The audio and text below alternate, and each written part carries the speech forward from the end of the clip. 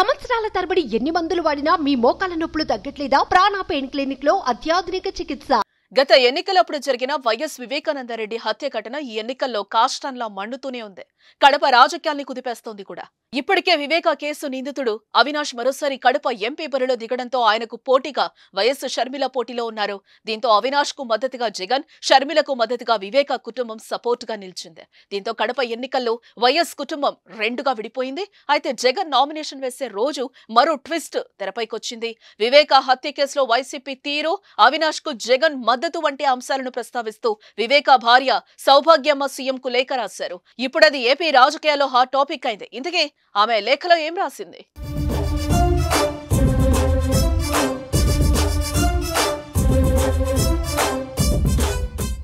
2009లో నువ్వు మీ తండ్రిని కోల్పోయినప్పుడు ఎంత మనోవేదన అనుభవించావో 2019లో నీ చెల్లి సునీత కూడా అంతే మనోవేదన అనుభవించిందని సీఎం జగన్ కు సౌభాగ్యమ్మ గుర్తు చేశారు.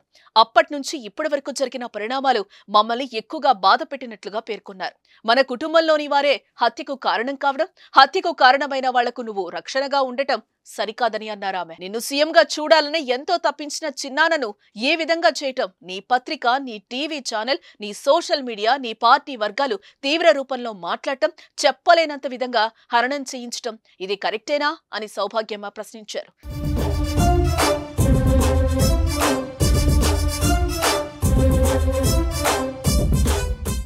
న్యాయం కోసం పోరాటం చేస్తున్న నీ చెల్లెళ్లను హేళన చేస్తూ నిందలు మోపుతూ దాడులకు కూడా తెగబడే స్థాయికి కొంతమంది దిగజారుతుంటే నీకు మాత్రం పట్టడం లేదా అని నిలదీశారు.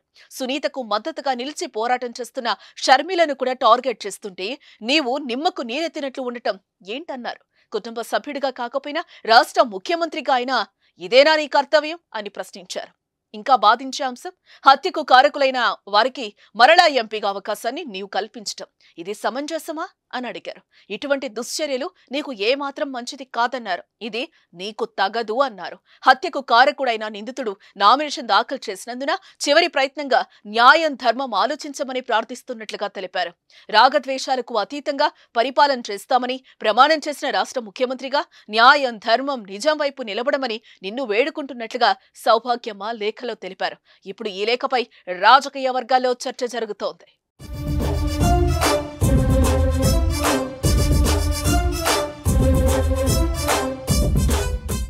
సుమన్ టీవీలో మీ పర్సనల్ అండ్ బిజినెస్ ప్రమోషన్స్ కోసం కింది నెంబర్కి కాంటాక్ట్ చేయండి.